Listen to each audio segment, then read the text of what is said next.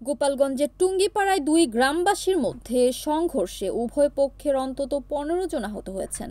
এদের মধ্যে ৮ জনকে গুরুতর আহত অবস্থায় গোপালগঞ্জ ২৫০ শয্যা বিশিষ্ট জেনারেল হাসপাতালে ভর্তি করা হয়েছে।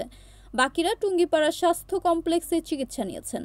সোমবার বিকেল ৫টা থেকে সন্ধ্যা পর্যন্ত দফায় দফায় টুঙ্গিপাড়া উপজেলার পাটগাতি ইউনিয়নের শ্রীরামকান্দি ও গওহরডাঙ্গা গ্রামবাসীর মধ্যে গাছের ডাব পাড়ার ঘটনাকে কেন্দ্র করে এই সংঘর্ষ চলে।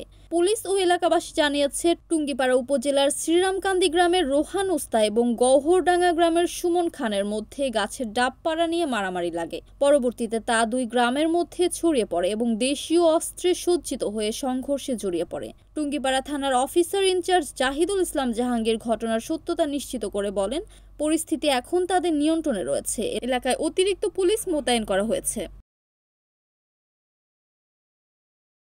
হাবিবুল্লাহ খান হাবিব, NAN টিভি, গোপালগঞ্জ।